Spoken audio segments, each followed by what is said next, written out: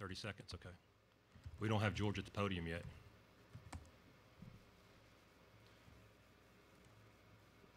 Hey, GR, if you were Jim or on with George, We've got him. okay, 15. Chuck, you can do your announcement in 10.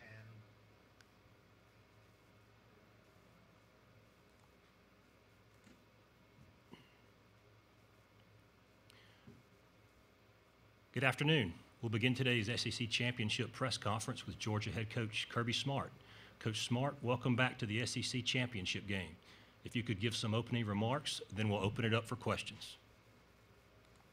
Yeah, our guys are excited for an opportunity to play in what I've talked about all week is one of the best venues and just incredible environments in all of college football. And I've been very fortunate to play our coach in a lot of these games, and they are special.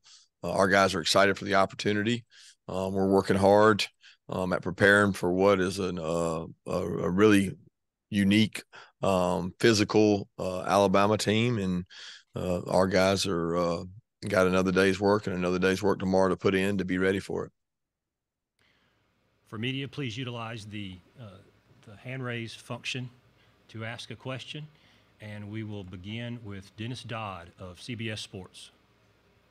Hey, Kirby, I know you've been asked this before, but with the portal opening Monday, why hasn't that been more of an emphasis on you? Have you needed to have it? Player retention obviously is huge, but what is your philosophy on that? Yeah, we utilized the portal. We utilized the portal last year. We had 1 year we didn't, but we had a lot of retention. I think times are changing, and everybody adapts with it. It's unfortunate to me that it's picking up pace. I think this year will be a record-breaking year because the attention, the opportunity, the seeking out, the monetary side of it is going to become a really norm.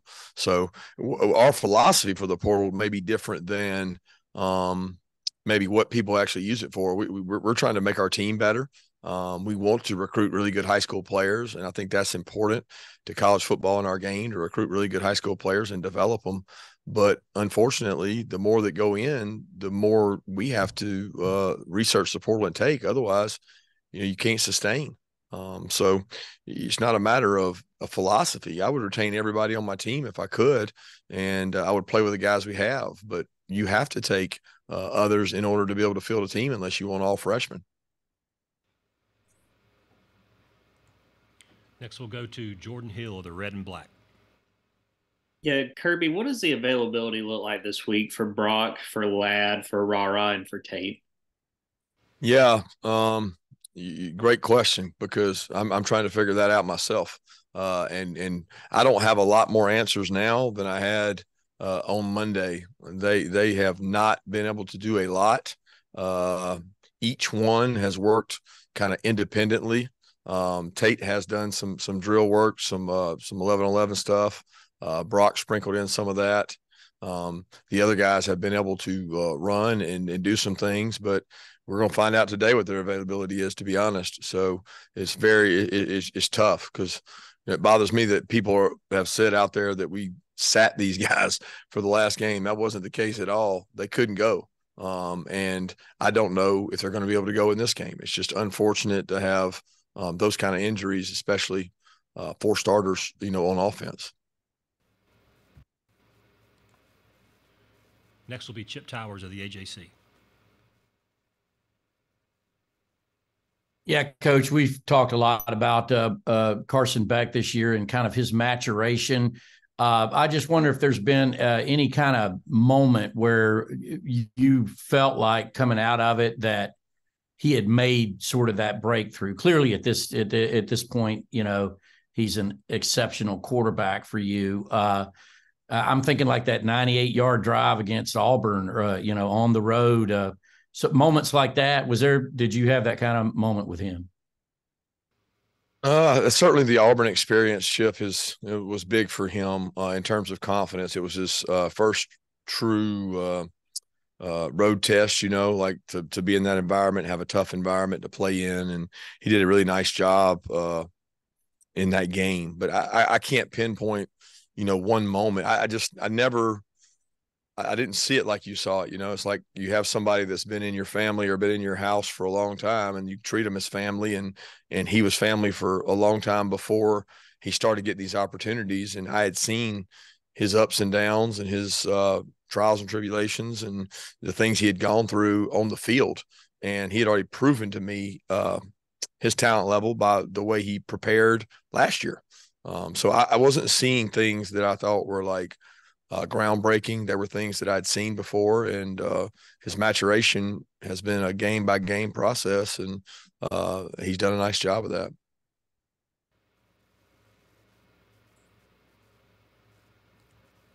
Next, we'll go to Mark Weiser of the Athens Banner-Herald. Hey, Kirby, I know your focus has been on this game, but do you hope to have a hire to replace Fran Brown before the signing date? And do you know if Fran would stay with the team if you guys make the playoffs? Yeah, you answered the question already. We've been really focused on Alabama. I mean, that's all we're really thinking about. I mean, that those decisions that you're talking about, they're not important, right? They have no relevance whatsoever to this game, and our focus and energy is on this game. So, I mean, don't have to decide that right now, and don't even look to. Like, I don't even know why it's newsworthy, because what's newsworthy is he got a hell of an opportunity and he's done a tremendous job for us, and we're super happy for his family and for Syracuse to be getting someone of his character. But we're not worried about anything past Alabama. Next will be Seth Emerson of The Athletic. Kirby, how do you think the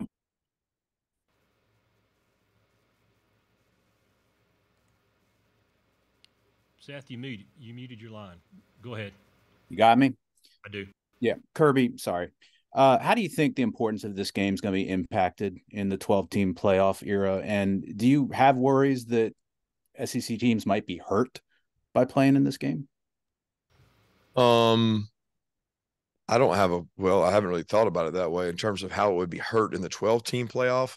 I'm not sure. The only thing we have to indicate the future is what's happened in the past. So I think before all this came about, Greg Sankey and the staff and the minds that lead our conference looked into that and did a lot of y'all can do it. Go back and look at the last 15 or 20 SEC championship games and ask yourself how many of those losers or those two teams would get in a 12-team playoff. I don't know what that is, but I would venture to say that most would. And I would also say with no conference play, no East and West division play, you're going to have a better chance of obviously getting the two top teams. Therefore, the two top teams would traditionally be in the top 12. I think if you looked over history, there has been some teams on the West that didn't go to this game that would have been in that top 12. So I can't say whether it hurts or helps. I certainly think there's been years that might have been 4 teams get in out of 12. So I don't know whether the game loses its importance. It'll never lose its importance in a program that I'm coaching at, because you're trying to win a championship. And that becomes the focal point of a conference that's going to be even more powerful. Winning a championship like that, I don't know. People try to demean the value and say that, oh, it's only important that you win the playoff and you win the national championship. There's a lot of merit to winning a SEC conference championship, especially when you add the teams we're going to add. Next will be Lane Higgins of the Wall Street Journal. Hi, Coach Smart. In your career, you've either been a part of or coached against plenty of Alabama teams. And it seems like, for the first time in several years now, Alabama has not had the stability of starting a future first-round NFL draft pick all season long. And, given that context, how would you evaluate Alabama's offense this year and, the kind of offense that you will be playing against on Saturday compared to the one that maybe people saw in the Texas game?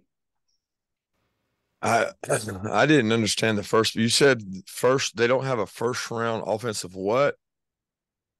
Just saying that this is the first time in several years now that there hasn't been a quarterback for the entire season that's, gone on to become an NFL first round draft pick. Nothing against Jalen Milroe, but, if you be given the inconsistency at the starting position in the beginning of the year, that is the piece I was trying to highlight.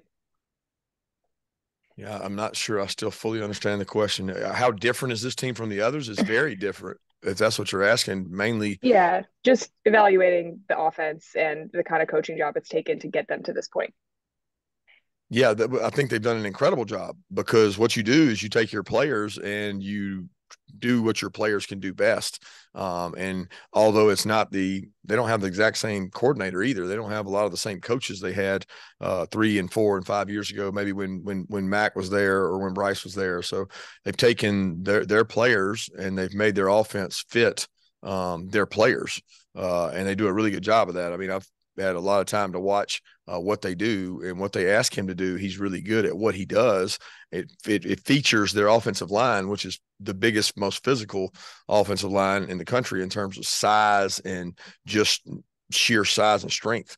And then the quarterback is able to make plays. They know that. They allow him to make plays with his feet, and some of his best plays are on plays that are off schedule. So it's very different than what they've had in the past, but he's also grown and gotten better as the year goes on. I think they've taken some things out and said, hey, that's not what he does best. We tried to make him do that. And they've made it where what he does best, they do, and they do that really well. Just as a reminder, to ask a question, please utilize the hand raise feature. Next, we'll go to Barrett Sallee of CBS Sports.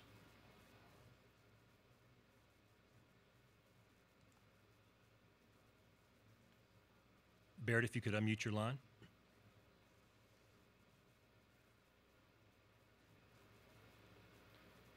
Okay, we'll try Oscar Clierga of Claro Sports.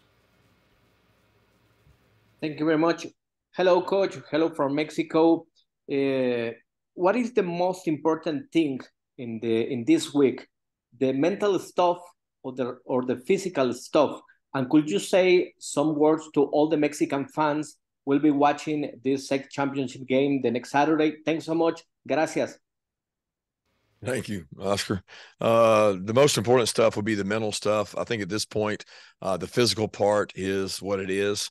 I mean, you're not going to get physically better at this point in the season. I think you can get mentally better, and you want your players to not be anxious and not be nervous. And they're playing a big game. The talent separation is not there. There's very equal talent when it comes down to it. So you want to be prepared for a moment like this and go play your best and not have anxiety. And to all the fans in Mexico that'll be watching the game, we certainly appreciate you guys watching us, and look forward to seeing a great game and a great atmosphere with the game being in Atlanta.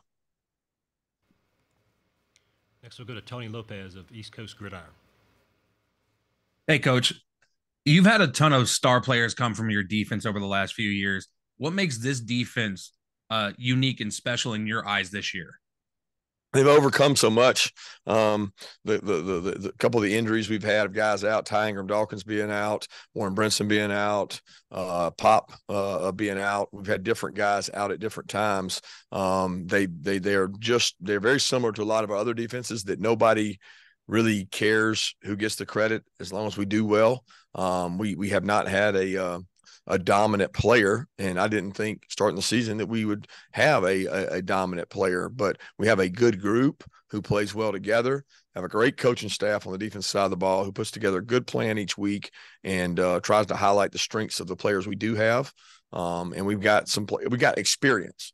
So I think when you have experience on defense, it gives you ability to maybe do more than you did previously. And that part has shown up for us in our secondary and our linebackers while the older guys have been in there. We'll go to Mike Griffith of AJC Dog Nation.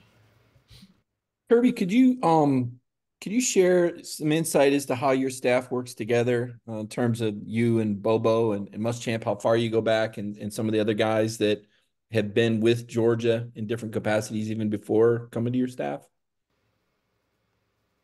How we work together. I wasn't with some of those guys. I mean, I've never – explain your question again, Mike. Well, just how you got just the chemistry on your staff. You talk a lot about connectedness. I guess that's what I'm talking about. So we 100% have great staff relationship connection. And when you work long, hard hours, there's times that you're, tired, exhausted, long season, all that. It's not always perfect harmony, but we certainly appreciate each other in the work that each of us do. Our families appreciate it. We have a staff that is as talented as we've ever had, as cohesive as we've ever had. I like that part of it. There is a Georgia flavor to it because of the guys that played here, but that's not what makes us cohesive. I mean, the fact that everybody understands we're working towards a common goal, and it doesn't matter who gets the credit. It's like the players.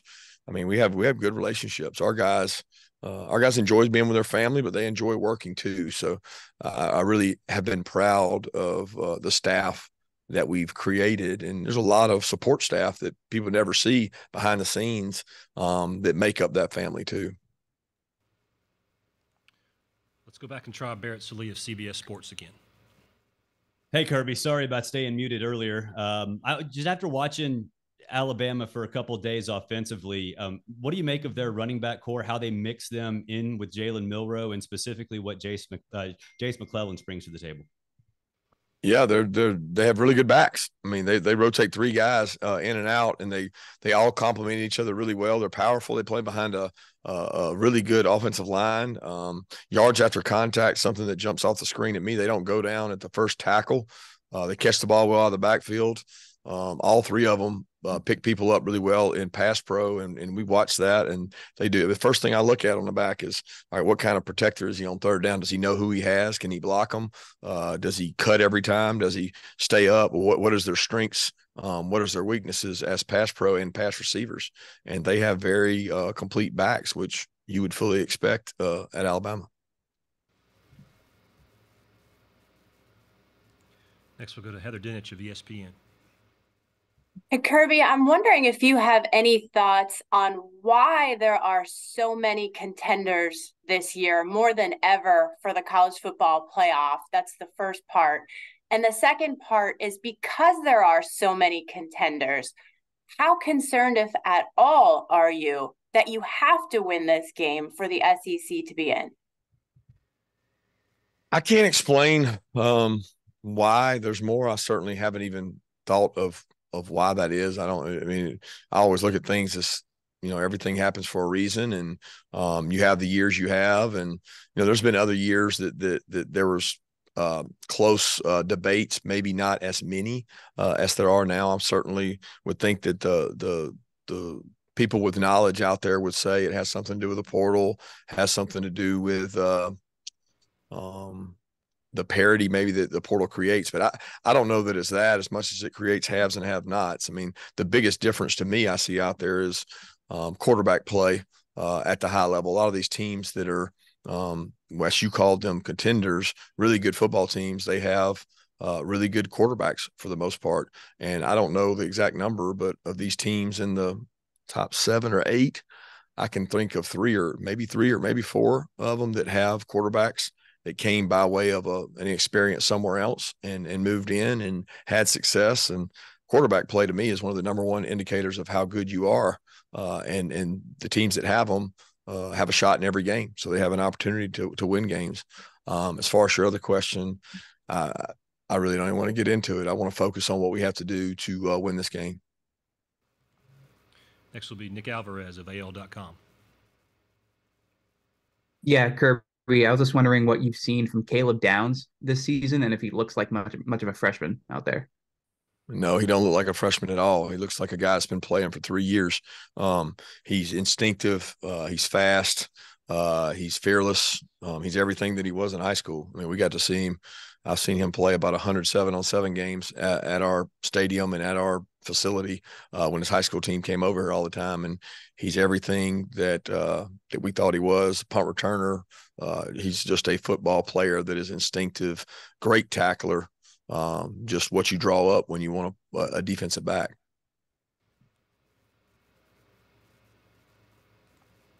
Next is Corey LeBounty of WNSP Radio. Coach, good evening. How are you? Good. want to talk to you about Carson Beck's development and what he was able to learn waiting under Stetson Bennett and the ability to learn from Stetson for this upcoming season in this SEC championship moment.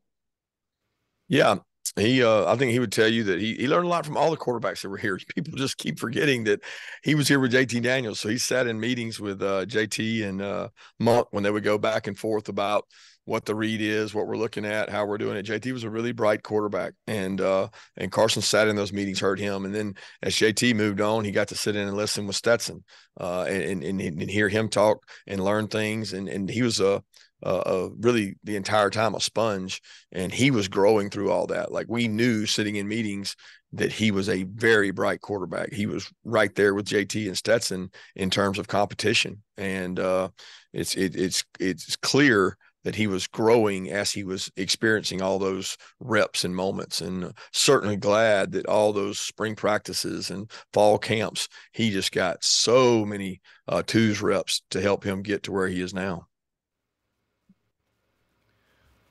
We have time for a few more questions. If you have a question, please utilize the hand raise option on your computer. We'll continue with Steve Moulton of ESPN 1400.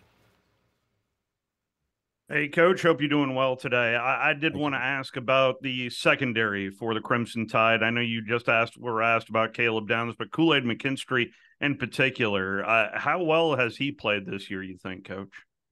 Done a really good job. I think Kool-Aid was very talented. He played a lot in the game that we played 3 years ago, the game there in Indy. And he was young, talented then, really good player. I think, it's typical Alabama to have a guy opposite him who has developed really well in Terrion and has grown and played really well too. A lot of times the guy you forget about at a young age is the one that comes along and is hungry and keeps growing and getting better and aspires to be great, as opposed to a guy that maybe was more ahead when he got there and more capable of playing. So they both have made for a really good tandem, along with the safeties and stars, Malachi and Jalen, the portal kid they picked up. And they got a lot of good players, and they've had to play a lot of them. They've had about 6 guys that have rotated around and played in the secondary this year, and it's really impressive what they've been able to do with those guys.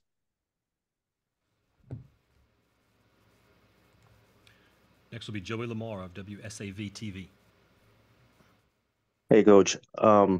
You've been a part of this game every year since 2014 in some capacity, whether it was at Alabama or Georgia. Have you had time to think about that, and what does it mean to you?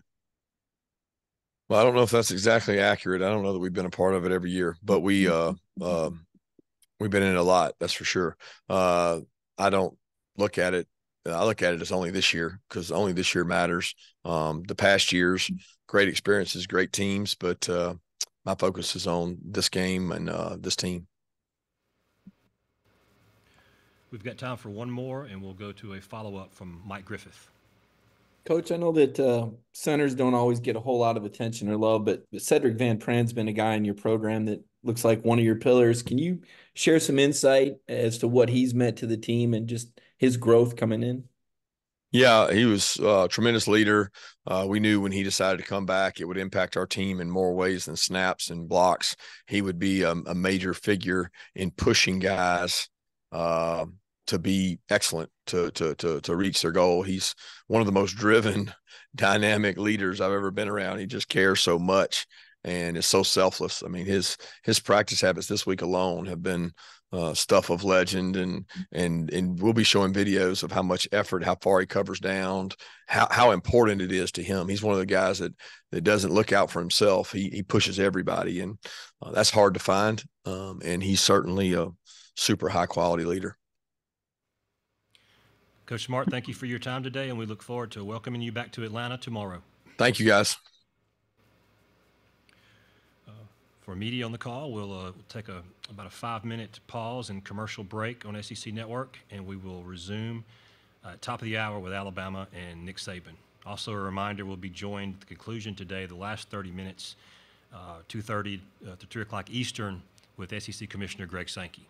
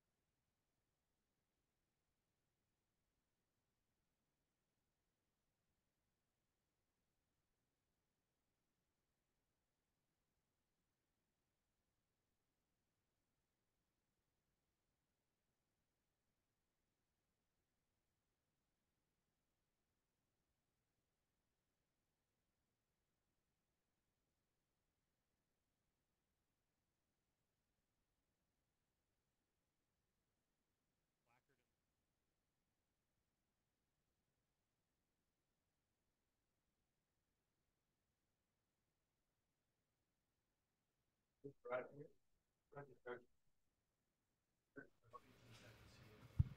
Yeah, they're about 30. We don't have Saban's at the podium.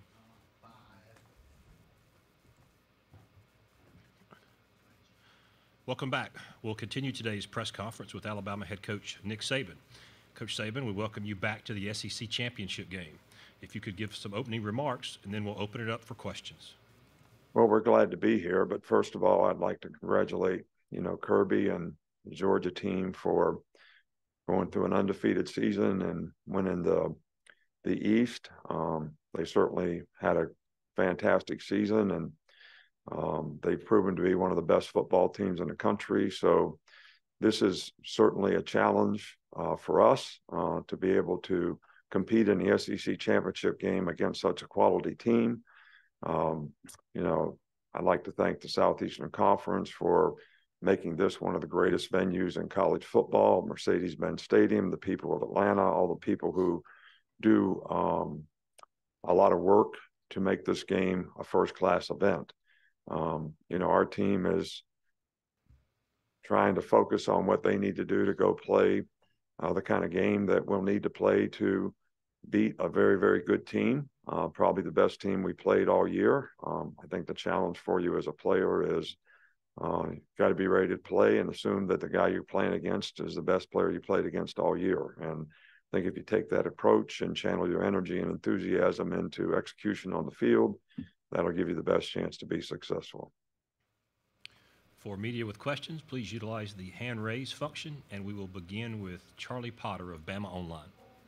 Yeah, hey, Coach. It looked like Caleb Downs played quite a bit of star in this past game. Just how has he handled learning and playing multiple roles, and maybe how has that helped the defense out? Yeah, well, we started doing that in the Kentucky game, especially, when they play bigger people. He's handled it very, very well. Gives a little bigger body at star, a guy that can play the runs and stuff a little better. So that was the thinking behind it, and that's why we did it. But it's not been an issue at all for him and his learning curve. Next is Nick Kelly of the Tuscaloosa News. Hey, Nick. Jason McClellan, how has he progressed health-wise so far this week? Yeah, he's not been able to do a lot. So we'll see how he does today, where he is. And I'd say that would have to say he's probably questionable for the game at this point. But, I think it's probably too early to tell.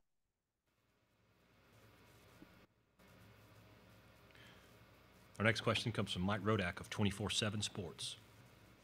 What do you want the committee to see about your team as they watch you on Saturday? Look, we're not really worried about the committee. I'm not concerned about any of those things. I mean, we've got a big challenge here in terms of trying to play the best football that we can play and prepare our team to play the best that they can play. I want our team to focus on the game because that's what we can control. We really can't control anything externally, but we can try to control how we play. And I think that's the most important thing for us to be focused on right now. Next up is Tony Lopez of East Coast Gridiron. Hey, Nick. Hey, Jermaine Burton has been playing with a little bit of a chip on his shoulder, it seems. How important was it in the last 2 weeks to get him involved in the offense for having the 2 100-plus yard games? Yeah, well, he's been a big part of the offense all year long, and he's played well all year long. I think, you say a guy gets involved, but you're really reading a play based on the coverage, and sometimes one guy gets the opportunity to make a big play, and sometimes it's somebody else. But when he's had his opportunities, he's certainly taken advantage of them. And, we're happy to see that. And I think that, he's an outstanding player, and we want him to go in and stay focused on what he needs to do his job well in this game. And he's been a great contributor to our offense, and he can make explosive plays, and hopefully we'll get some opportunities for him to do that in this game. Next will be Oscar Clierga of Claro Sports. Thanks so much. Hello from Mexico, Coach. It's a great pleasure to see you again. The question is simple. What is the most important thing in this week? The mental stuff or the physical stuff for your players? And could you say some words to all the Mexican fans, the Crimson Tide Mexican fans? Thanks so much. Gracias, Coach. Yeah, well, we thank everybody who supports Crimson Tide in Mexico and any place else in the country or the world for that matter. So we appreciate your support. But I think both things are really, really important. I think at this time of the year, players get a little tired, they get a little banged up, they get a little hurt up. So the psychological part of being able to grind through that and have the mental toughness to stay focused and on the things that you need to do to play well, create the right habits in practice, prepare for the game like you need to is a challenge. But I think it's very, very important. And I think it's very important to take care of yourself physically, not only on the field, but getting the right kind of rest, eating right, hydrating correctly, all those things, contribute to how you can sustain performance in a game. Next will be Mike Griffith of AJC Dog Nation. Coach, you were kind of on the front end of this portal transfer NIL a few years ago at spring meetings when you told us that this was the world we might be getting into. How challenging is it to manage the portal, NIL, recruiting, and roster management while you're preparing for a championship game? Is this model sustainable? Yeah, well, I don't know if it's sustainable or not, but look, I've always been in favor of the players having a better quality of life and sharing in some of the benefits. I think that, if we could create competitive balance, so it's the same, pretty much for everybody, so that one school can't choose to invest more than another and create a competitive imbalance. I think that's the major concern that I have. And I do think it's a tough management. We've been trying to focus on the game here. So we're going to look to manage all those things, when this game is over. But, it's not easy. It's not easy to do. There's a lot of balls in the air, and I'm sure players are thinking about a lot of things right now too. So probably tough for them to manage. A reminder for questions, please utilize the hand raise function, and we'll continue now with Steve Moulton of ESPN 1400. Hey, Coach, appreciate the time. I wanted to ask what you said right after the Iron Bowl of the dangers of winning a game like that, albeit you didn't play your best. Just if you could further explain what you meant by that and maybe how the week of practice has gone as well, Coach. Yeah, well, I think that, sometimes when you win and don't play like you'd like to have played, players aren't as interested in why do we have to make these corrections? Why is this so important? You have to have a certain maturity about you as a competitor to understand that there's lessons to be learned when you win as well as when you lose. When you lose, everybody's really like humiliated and really wants to go focus on all the things they need to do to play better because they don't feel good about themselves. So having the maturity to be able to manage and learn and build on the good things that you did, as well as still be able to learn the lessons that go with some of the mistakes that you made. I think that's the key to the drill. And I think our players have handled that, pretty well this week. We've got time for additional questions. If you have a question for Coach Saban, please use the hand raise function, and we'll continue with Corey LeBounty of WNSP Radio. Coach, you've been very vocal this season about the support that the fans have given you and the positive energy that they've given your players throughout the contest. What message do you have for your fans that will be attending the championship game on Saturday? I don't think it changes much. I mean, as many fans as we can get there, and as much enthusiasm as they can create to try to help us sustain energy, throughout the game is certainly much appreciated.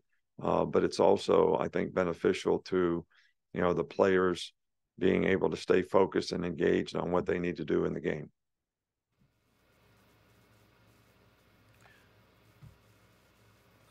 We have a follow-up from Mike Griffith of AJC Dog Nation.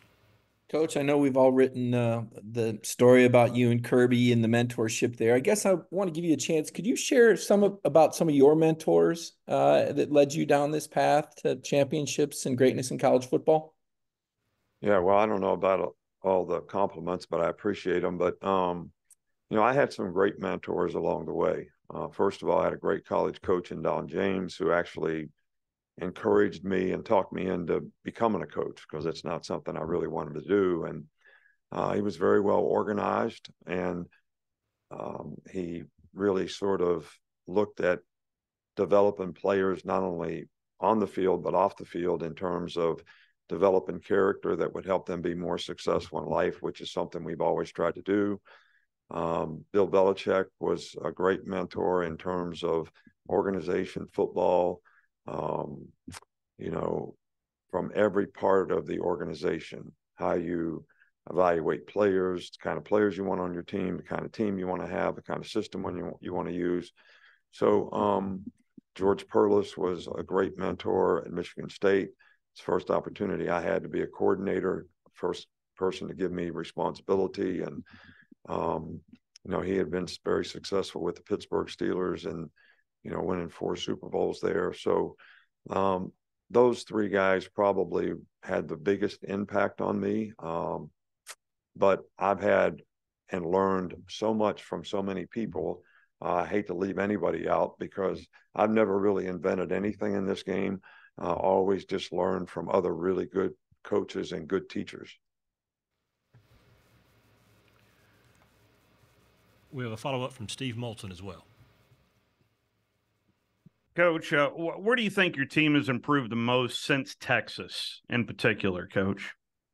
I think the team has improved, dramatically in terms of transformation of confidence, playing together, good leadership. But if you had to say where did we improve the most, I would say it's probably offensively. The transformation of Jalen Milroe at quarterback to be productive has been huge in terms of elevating the confidence of the entire offensive team. The improvement in the offensive line has helped us be able to have a little better balance in the game. The receivers have all played better. So if there is a specific area, I would say that would be, but I think the team as a whole has also improved because of their confidence, playing with more confidence. If there are any other questions, please use the raise hand function. Steve, go ahead. Coach, I do have kind of one off-the-wall question. I asked Lane Kiffin the week of the Ole Miss Georgia game about some Kirby stories, and he mentioned about a tug-of-war there at Alabama in which he beat Kirby in a one-on-one tug-of-war. I was wondering if you recall that as well, Coach. I do not, but my money would have been on Kirby. If I was going to bet, I don't remember it, but that would be my comment. Next, we'll go to Heather Dinich of ESPN. Coach, I understand that you're not worried about what the committee's doing right now, but I'm sure that you've heard, and I think you talked about this on Pat's show, about the narrative of the possibility that the SEC could get left out, because if you win this game, that loss in Tuscaloosa to Texas did happen, and that's how the rankings have unfolded. I just wanted to ask you your reaction to that and your thoughts on the SEC's place in the playoff. Well, I think I commented on it earlier, but to reiterate it, I think that the SEC is one of the best conferences in the country. I think Georgia is one of the best teams in the country, and I think that they're one of the best 4 teams in the country. I think if we beat them, we'd be one of the best 4 teams in the country, because teams do there's a transformation that goes through the season. So how are you playing now? Where is your team now? How good are you now? I think all those things, come into play. But I think it would be a disrespect to the SEC if there is an SEC representation in the Final Four. I do believe that. Next will be Kate Wyndham of Bama Central. Coach, what have you seen from Jahad Campbell this season and the way that he stepped up when others have been injured and just his ability to make big plays, it seems like? Yeah, well, he makes a ton of plays. He's very athletic. He can run. He's fast. He's a good football player. It's a new position for him. So he's made consistent improvement throughout the season, understanding what he needs to do at his position to execute, his role in that particular call. So, but his production and performance has been really, really good for us. And we certainly needed him because we've had a lot of injuries at that position throughout the season. We have an additional question from Corey LeBounty of WNSP Radio. Coach Deontay Lawson being that alpha dog on your defense. Talk about what he means to your defense this season and his growth and development as a player this year. Yeah, he's played extremely well for us. He's played well all year long. But I think the one thing that he does is, he is kind of the leader. He is very smart. He's very intelligent. He understands the game plan. He prepares well for the game. He knows exactly what he's supposed to do and what everybody in the front seven is supposed to do. So I think when he's out there, everybody's more comfortable. Everybody's more confident because he's a signal caller and he's very confident in making the right calls and getting everybody playing together in the front seven, which is really important. If there are any final questions for Coach Saban, please use the raise hand function.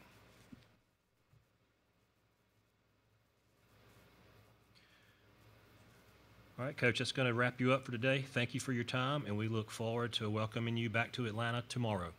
All right, thank you. Appreciate y'all. For members of the media, we'll take another break, and we will return momentarily with SEC Commissioner Greg Sankey to conclude our pregame press conference.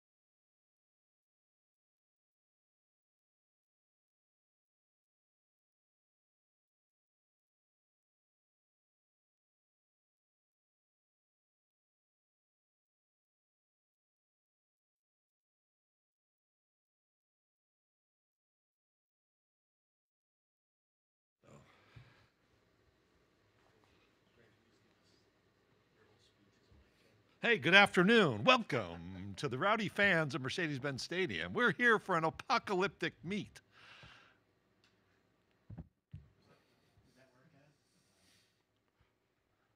I'm just reading the script. How did that come across? Welcome to the championship game of the most uninteresting conference for the fall of 2023.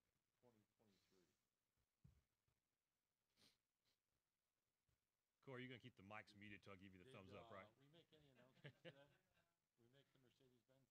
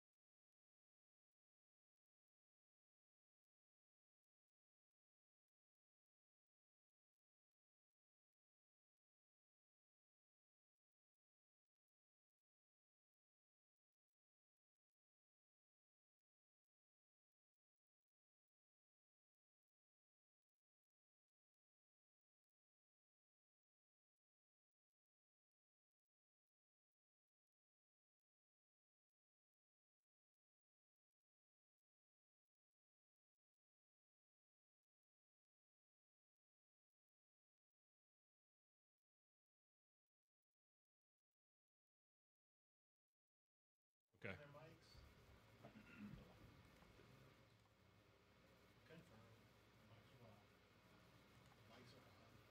You going to give me a 10?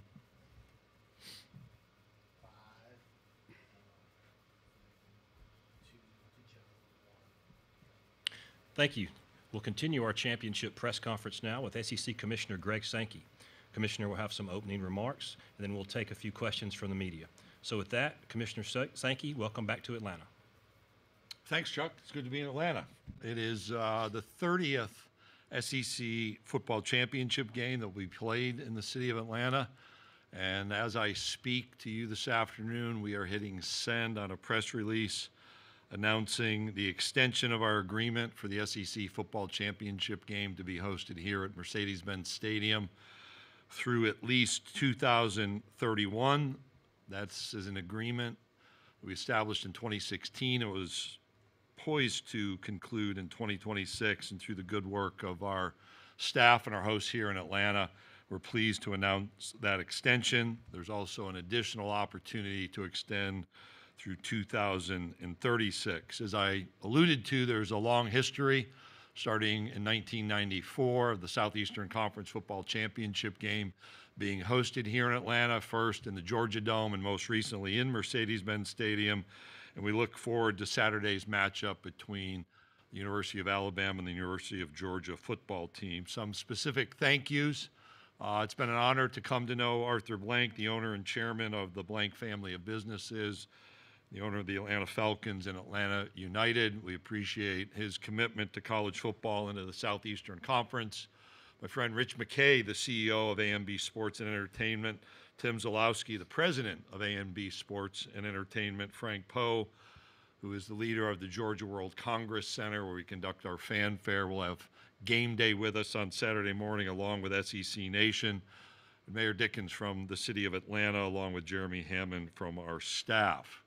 In the midst of a busy week of football, we had a great rally last night in Tallahassee by the University of Georgia's basketball team, in addition to winning the last 3 games of the day on the men's side of the ACC-SEC basketball challenge this year.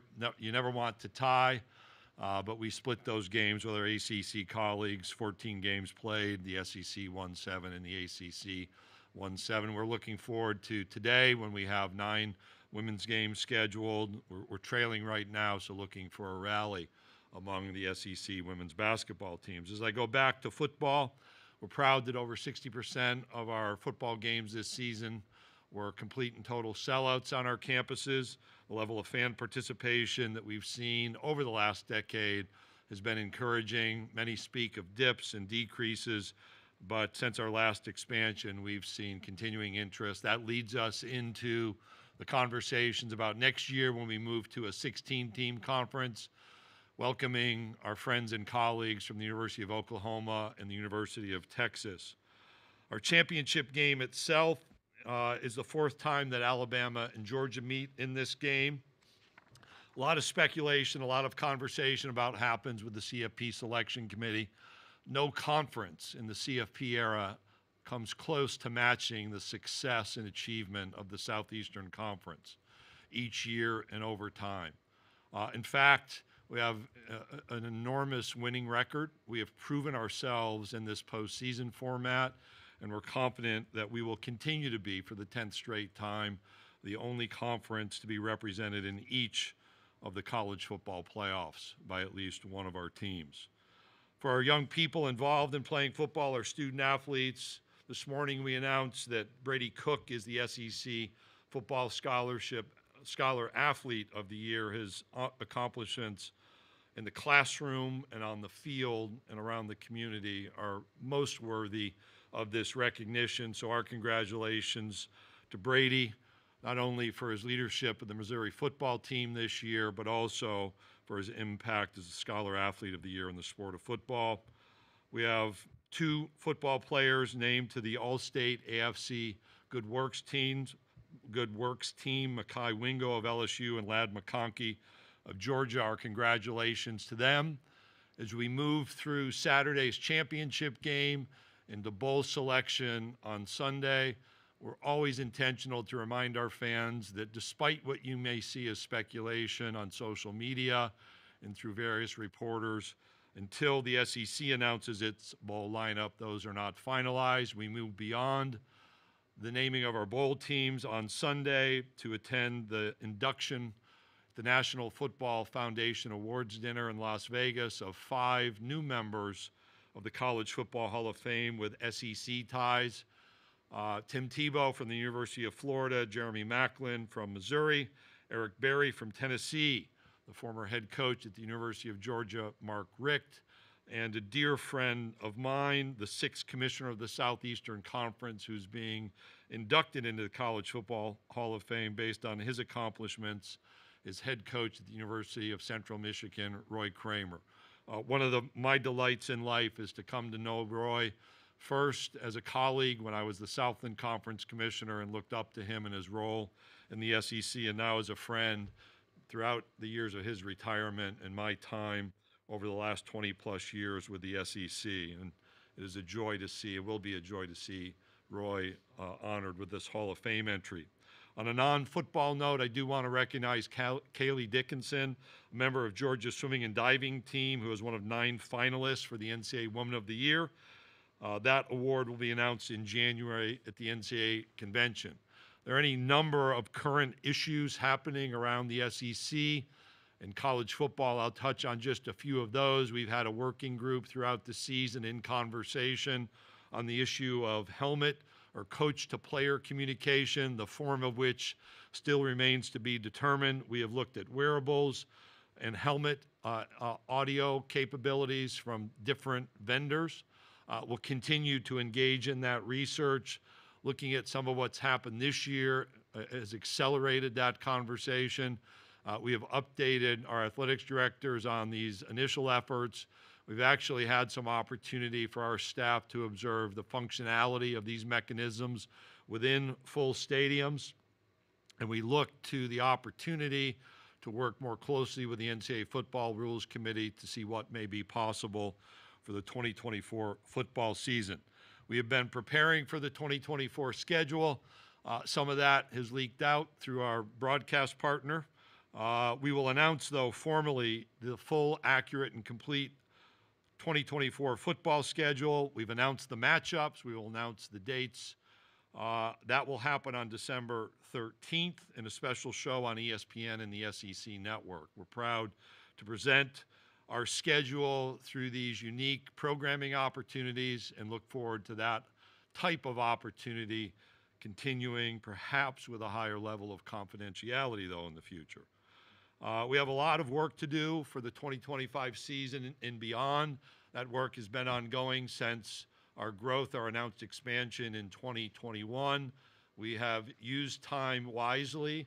We've worked closely, most specifically with our athletics directors, while keeping our presidents and chancellors up to date on the dialogue around the factors to be considered. Obviously, the issue of 8 or 9 games being played within the Southeastern Conference schedule is front and center. We have an opportunity to think more deeply about the impact of the expanded college football playoff, to think more deeply as well about our non-conference scheduling.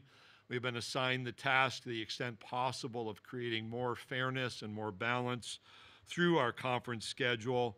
Most importantly, the ability to rotate teams through our campuses on a more frequent basis while honoring important rivalry matchups. We also understand the impact not only on the CFP that I mentioned, but considerations around teams seeking bowl eligibility and what the conference schedule may mean for those opportunities. While here we invite a few dozen student athletes to participate in the SEC Career Tour. This is a tradition that has been ongoing since 2017 as part of our championship experience. We bring 2 student athletes from each of our current 14 members.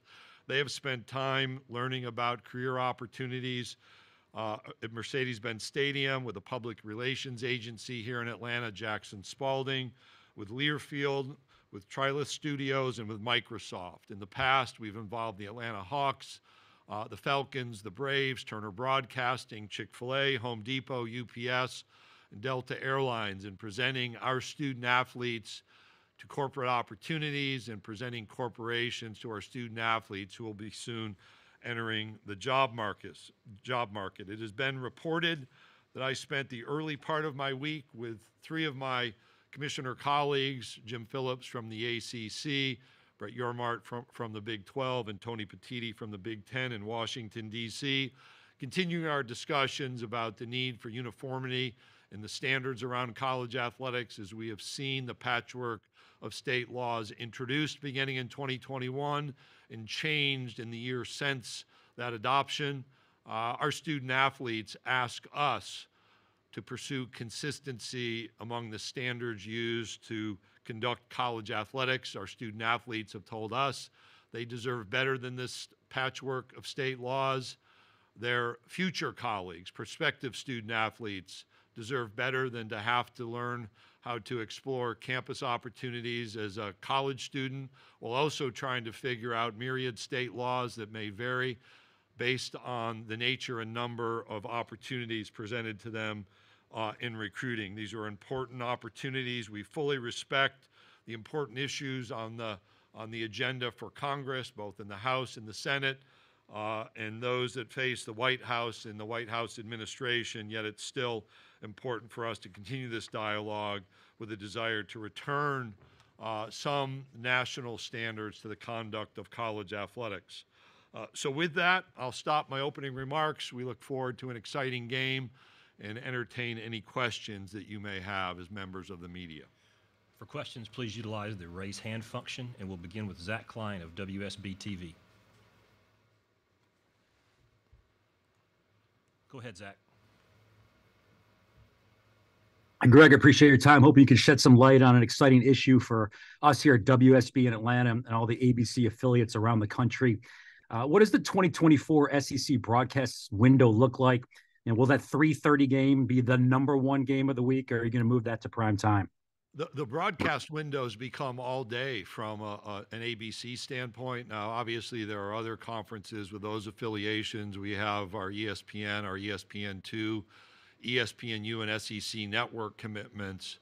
But one of the opportunities that's created with our new agreement is the ability to have more than only one game a day on broadcast TV. I was just provided a note based on minutes consumed by the public.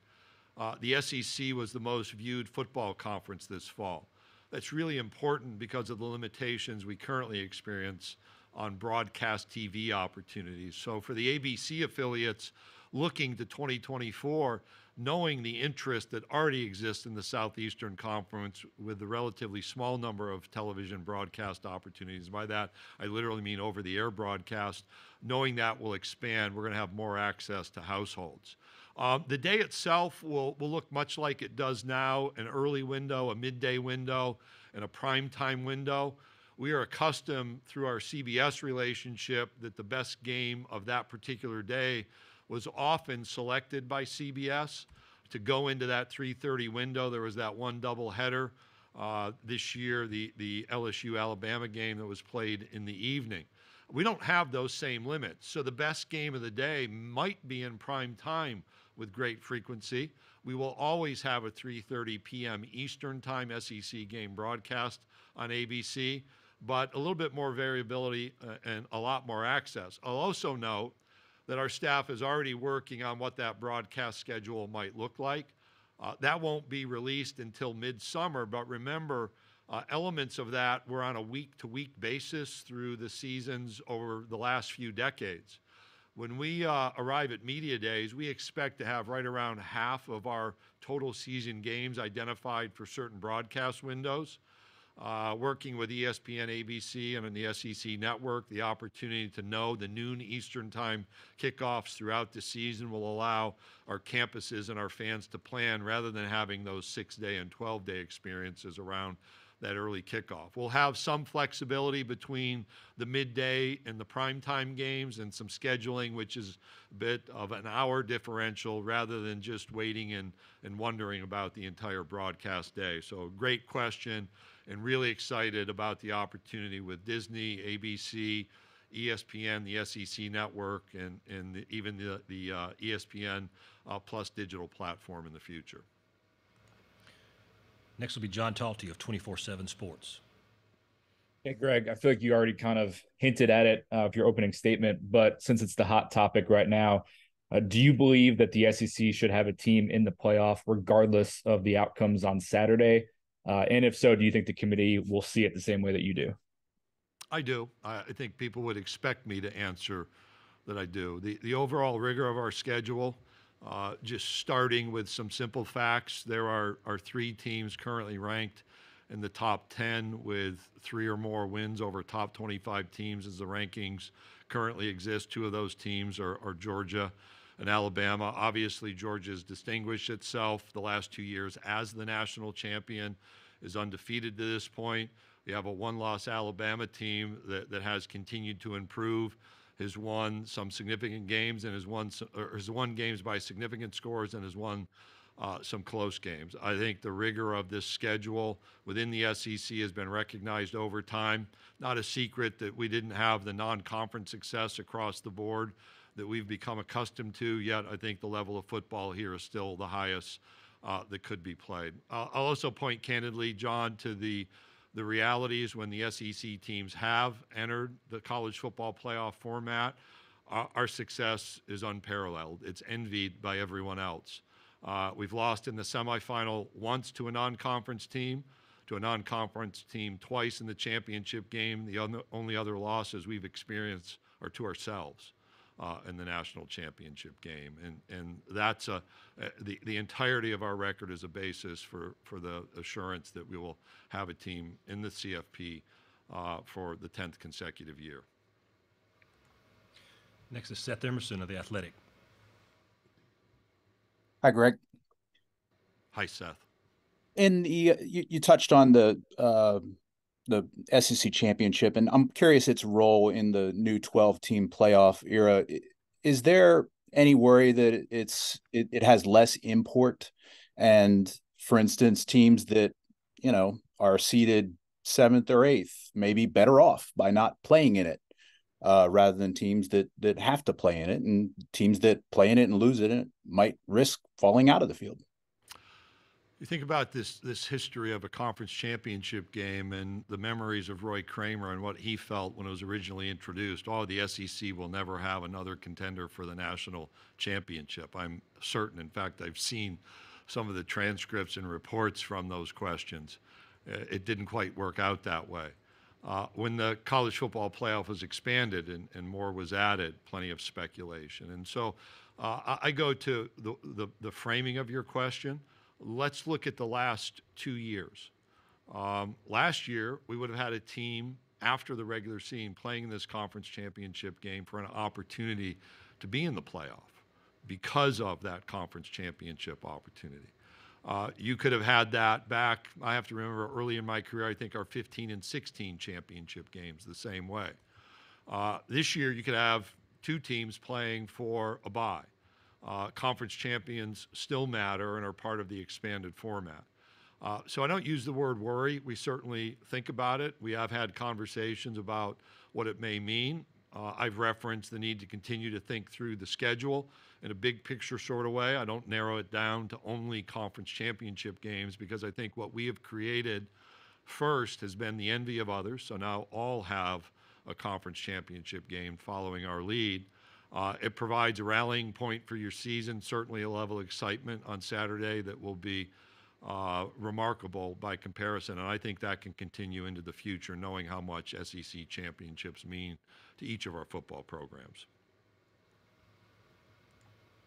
Next is Dennis Dodd of CBS Sports. My question was asked. Thank you. Nice to hear from you, Dennis. Yeah, you bet. We'll go to Oscar Caliega of Claro Sports. Thank you very much. Hello, Commissioner from Mexico City. Hey there, Oscar. Good to hear from you. It was good to see you early in the season. So thanks for the Twitter follow. No, thank you, Commissioner. Like I told you in Alabama, we broadcast the conference games, the ACC games in Mexico and 17 countries in Latin America. What is your opinion about this upgrade in college football internationally? And in the future, do you have in your mind some plans to do synergy with Mexico or Latin American, I don't know, camps, maybe an exhibition game, if it's that possible? Thanks so much. Like always, I told you, gracias, amigo. Thank you, my friend. And it was good to actually meet you after our interactions. The issue of international access to our games has been important. It was actually in my search documents back in 2014 and 2015. How do we continue to think about providing access to all of our coverage, not simply football games throughout the globe? And for me personally, I was in the country of Oman one time talking about the Auburn-Oregon National Championship game with our bus driver, a young man from an Omani who had watched that game and was asking me questions about American football. I've been in Killarney, Ireland, walking off of a boat on a tour, interacting with some of our fans who recognize me, and the same has happened in London. And so those are special opportunities and reminders. I've not had that opportunity in Latin America. I do know that our broadcast opportunities, to answer your first question, they are important. And one of the interesting aspects of my fall is this is the second international broadcast question I've been asked, the first out of the UK on the College Chaps podcast, and you've seen access increase in recent weeks in the UK. And so that's very important to us. The complexities around relocating games from our campuses are real. We have had general conversations about that possibility. But for some, moving a game that might be attended, I don't know, by 20 or 30,000 people is a bit easier than relocating a game from a stadium that has 100, 103, 105, 108 fans attending. And so the impact on our communities has been much more of our focus. Providing access to those games through stadium upgrades, I know, is on the minds of our athletics directors. And for our purposes, back to your first question, continuing to provide international access so people can feel and experience our games remains a conversation point, excuse me, and a conversation.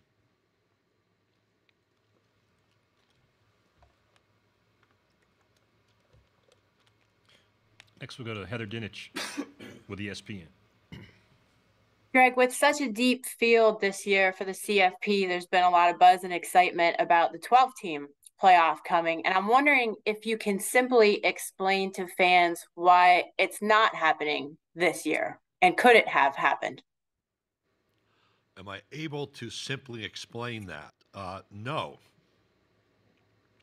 So that's a simple answer. I think those who stopped and resisted for a long period of time and had, difficulty in answering what's the impediment and what do we need to address, and not really having clarity on that. Those individuals are better at answering the question than I. As you know, Heather, I was part of a working group to look at a range of options. You can probably quote better than I. I think we were over 60 different models contemplated.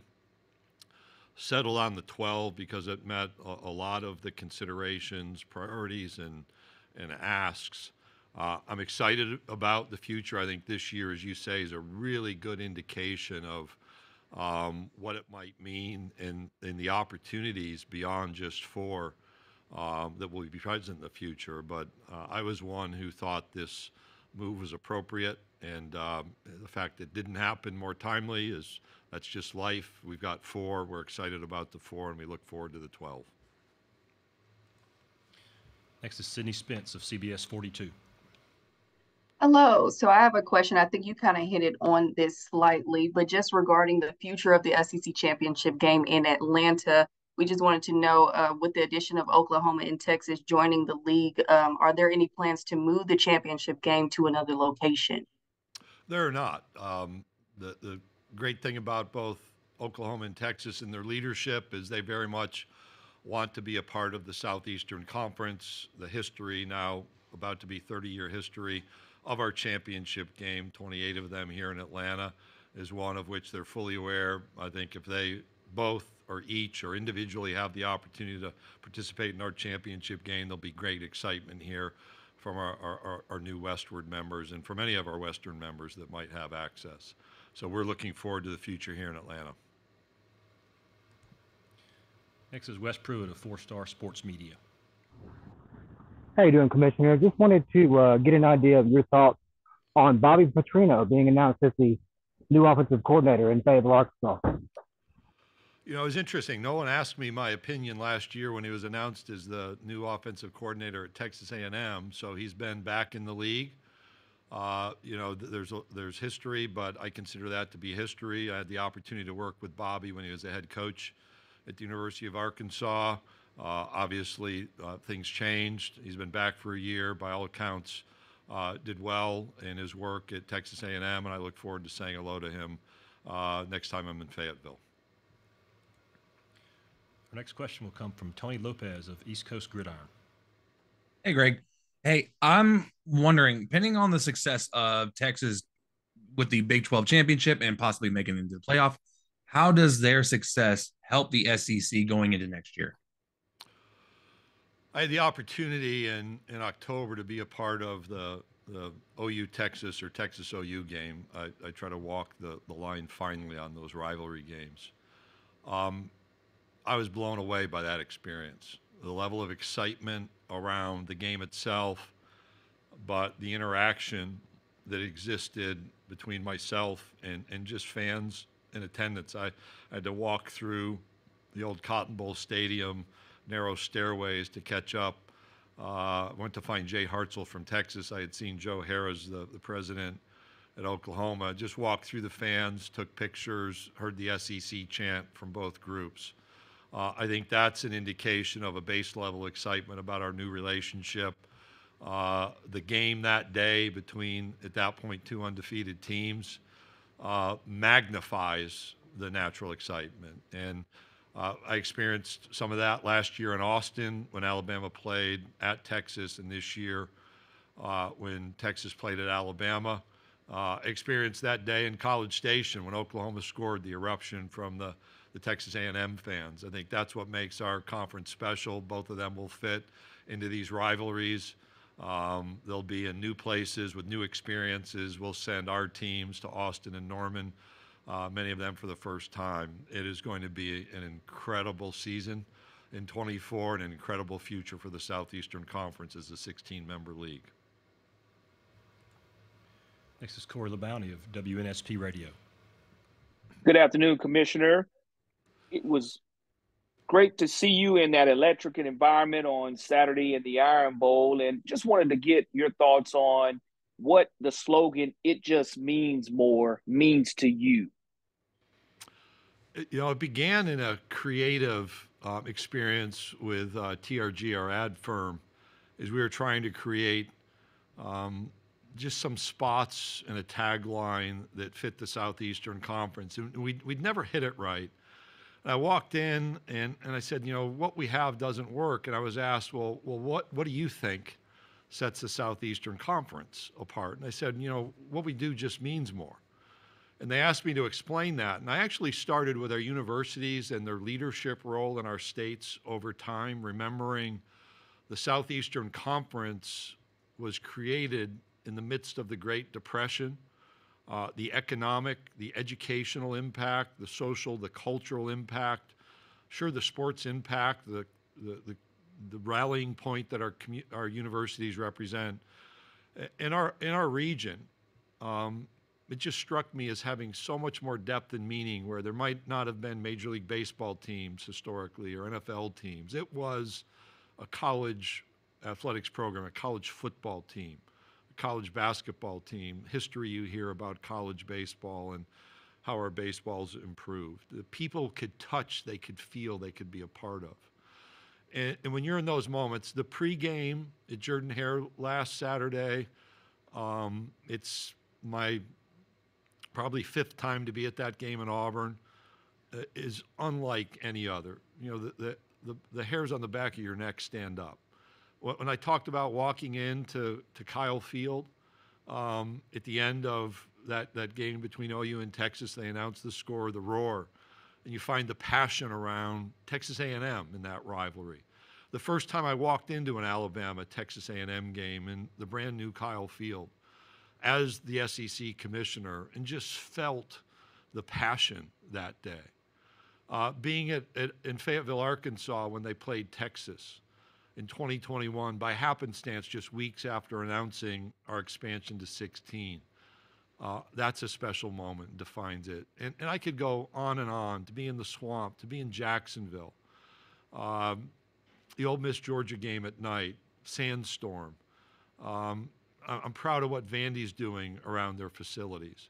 The sellout string at Kentucky. I was there when Missouri first captured the East Division, and that crowd was palpable. I was there, it was 13. It's where I saw Kick 6 happen.